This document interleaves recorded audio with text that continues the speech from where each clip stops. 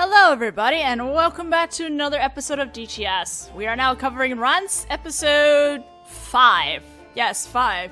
With Naruhodō and Iris, but actually there's Susato and Sherlock that are also happening in here.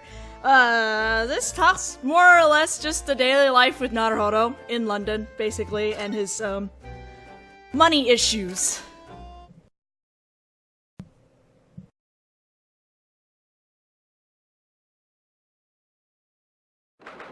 It's March 5th, 2:40 p.m. Naruhodō's legal consulting offices. Right. I'm back.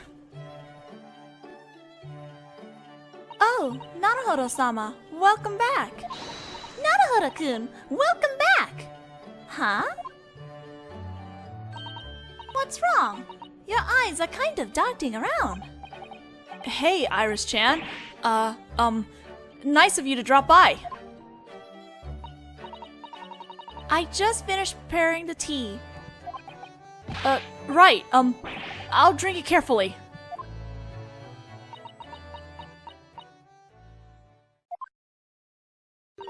What is it, Naruhodō-kun? You're acting strange. Nothing, really. I'm not really. Look at me. On this day, today, I'm the perfect picture of normalcy, as you can clearly see. Does that mean you've done it again? Huh? What is this, Susato-chan? Did what again? Recently, when Naruhodō-sama goes out into town, he ends up buying a bunch of strange things. What do you mean, strange? Apparently, he feels that everything here in Great Britain has a sort of novelty about it. And he goes and buys things from junk shops without having any idea how to use them. Well, I guess there are a lot of pawn shops and junk shops in this neighborhood, huh? Having to give my regular report to the chief magistrate makes me so nervous.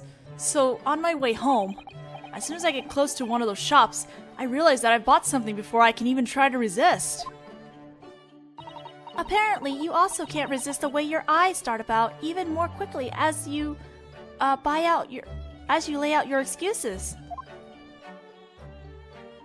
Since you're a defense attorney, I think we'll need a sign for your eyes that says no darting allowed. Everything's so cheap at those junk shops. It makes me feel like I'm getting a bargain. And Homesan explains the use of each item to me. Homesy has a lot of fun making up random crap to tell you. I figured. He told me that's a pot stand, but I never would have guessed. That was actually a collapsible silk top hat. Thanks to that habit, this ag-based office, which started out so empty, is by now quite crowded. You never once used that set of scales, for example, to measure anything. For some reason I still haven't figured out. For some reason I still haven't figured out, since the first time I stood at the defense's bench in Supreme Court, I just had this burning need to own one. A small set of scales, I mean. So then, Naruhodō-sama, what did you purchase today? It's whatchamacallit. This. And what might this be? It's all shriveled up and dried up, and hard as a rock. What on earth is this object? It's an anemone. Anemone? Well, I can't deny the fact that it's a little dried up. By anemone, you mean those things that live in the sea, swaying back and forth? Yes, precisely, the swaying thing. To think that Great Britain classifies anemones as junk. I don't really know about that, but either way, I bought it. But what made you choose that thing? Right, for the aquarium. Aquarium? I've never heard of that. Well, according to what the junk shop owner told me, It's a craze here in London to put sea life in a tank of water to enjoy.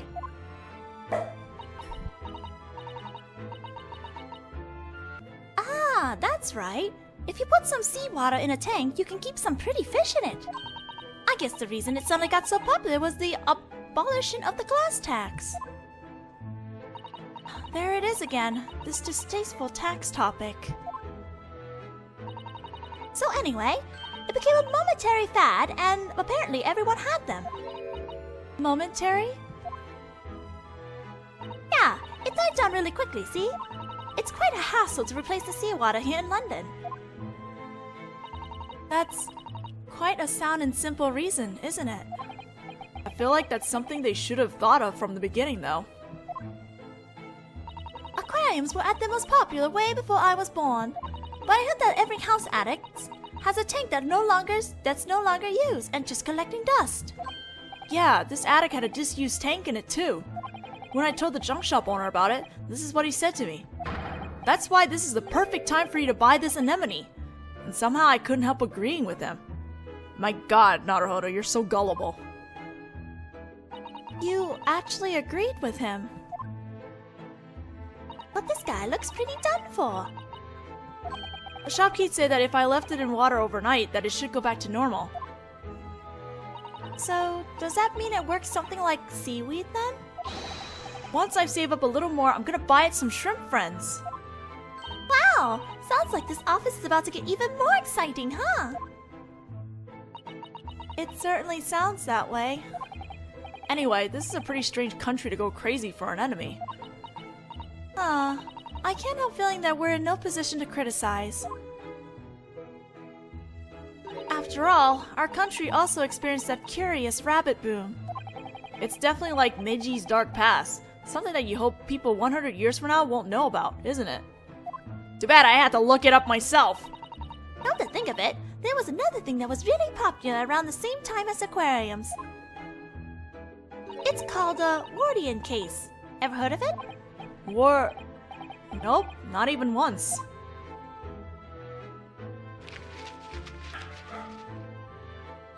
Apparently, it refers to a small glass greenhouse. Huh. So with one of those glass greenhouses, you can grow plants.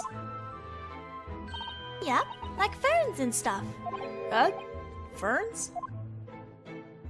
You say ferns, do you mean those plain-looking leafy things? They're not plain-looking or creepy at all. Actually, if you look closely, they're pretty cute. I think people wanted to recreate the exotic-looking scenery found around the equator. Yeah, but to go out of your way to grow plain old ferns. I guess anemones are the same kind of thing Londoners sure latch onto some unexpected stuff. I guess anemones are the same kind of thing. Londoners sure latch onto some unexpected stuff. Sorry, I didn't see the period for some reason. But when I really think about it, my grandfather put quite a lot of time and effort into raising bonsai trees and moss. I guess maybe hobbies just end up leading you down strange paths. The Wardian case fad didn't last long either. And it seems that disused glass greenhouses are collecting dust in houses everywhere. Now that you mention it, I thought I recall seeing one in your room as well, Iris-sama. Ah, so you noticed, huh? I knew you would, Susanoo-chan. Well, I've been growing equatorial herbs in that little greenhouse. I'm pretty sure I could say that if I didn't have to worry about an accent. In any case, Naruhodō-sama, perhaps you could refrain from buying any more strange items? Oh, alright. It's just, I mean, when you look around Home-san's room, there are so many interesting items in there, don't you think? Ah, indeed. There have been more recently, haven't there? Like a blow dart, and a twisted metal platform with barrel on it, and a pair of gold-framed glasses. And little records. I tried to secretly listen to one on the gramophone earlier, but it was just a voice whispering the word Norbury over and over. I wonder what it means. Find out in the Adventures of Sherlock Holmes! Those are all mementos of cases Holmesies has solved. Yes, that's the atmosphere I wanted to go for. You mean that sense that everything has some history behind it? Exactly. That's exactly it, Susato-san. To achieve that, you bought a bunch of random things that had nothing to do with any of our cases. Huh? You think so? This, for example, it appears to be a stately old top hat. I don't believe I recall any cases where it served as evidence or anything. Hey, you've got two of those collapsible top hats like the one you showed us earlier. Well, as far as I knew, they were just pot stands, see?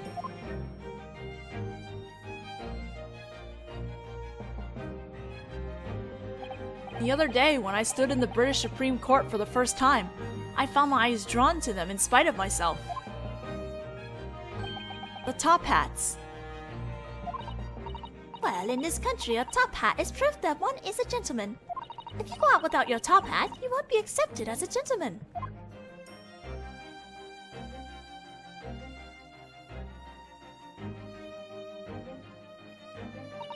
I suppose the rules of gentlemanhood here in Great Britain are rather strict, aren't they? I couldn't help wondering if I could pull off the top hat look. I mean, look, it's black, just like my school uniform. They kind of match. Oh, you're right! Here, try it on. You know what sucks? You don't actually get to see Naruhodo with the top hat on. It's unfortunate. You have to use your imagination.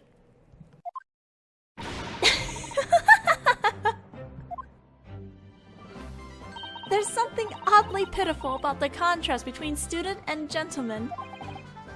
Who on earth would look good in such a weird hat anyway? I bet the first Asians to see one of these were thinking, why do these people have smokestacks on their heads? I don't think you guys are in any position to talk. Huh? Well, you people wear shaved top knots, right? Are those about the height of weird? You're right. A hat can be removed, but a shaved top knot is always perched right on top of your head, no matter where you go. I'm sure the first Westerners who witnessed the shaved top knot were thinking, I wonder why these people all have guns on top of their heads. Gunheads. Well, I guess that's just culture is. That's just how culture is, huh? They're equally strange.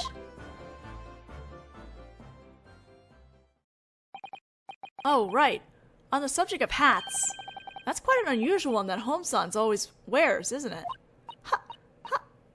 How can you say that?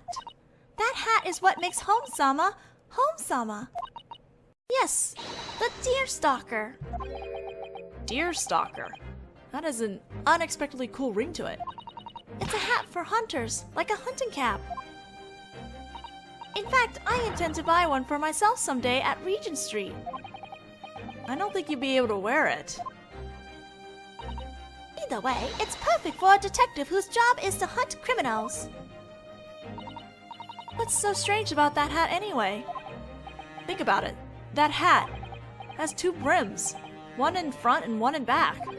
What's the purpose of that? Isn't one brim enough? Oh, one moment, please. Well, this is Holmes-san we're talking about, and he's pretty impatient, so he might have chosen it because it doesn't matter which direction you put it on. Holmes-san isn't that sloppy. That hat is for hunters who are chasing deer and hiding in the brush. The second brim is to prevent the backs of their necks from getting prickled. Is that so? I learned something new today. But Holmes-san doesn't exactly spend a lot of time in the brush. Well, I guess that's true. I get the impression that it's because he's impatient. Quite a strong impression. Hey, everyone! So this is where you've been hiding. Holmes-san. Hello. Oh, Holmes-sama. I just finished preparing tea. Hey, Miss Susato. Sounds like I arrived at just the right time. By the way, have a look at this. I just designed a new hat for great detectives. What is this? This hat's brim. One on the front, one on the back, and one on either side. That makes 4 brims. Quite. You see, I'm a rather busy man. So the design allows me to ensure that it's always facing the right direction, no matter how I put it on. Naruhodō was right. If I'm not careful, the brim of every hat I've worn until now will end up pointing to the side. That's, how should I put this? It's quite a talent you have, isn't it? It seems that your impatient explanation was correct after all. Oh, poor Susato. But if you want that many brims, wouldn't it be better to just wear a top hat instead? You're right. The brim goes all the way around, so it doesn't matter which way you put it on. Oh, you're right. How did I never notice that? Fortunately, I just happen to have 2 top hats here. If you don't mind, this one that I used to stand a pot on, you can have it. Well then, I hope you don't mind if I try it on. We also do not see Sherlock Holmes with a top hat. Such unfortunate.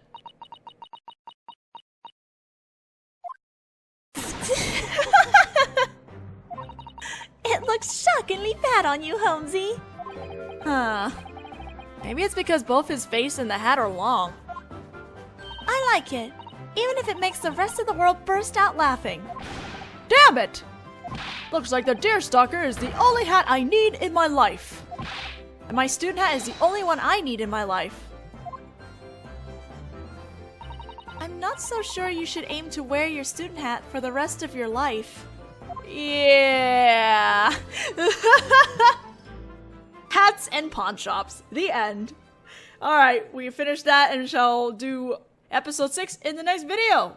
Thank you for watching and I'll see you guys then.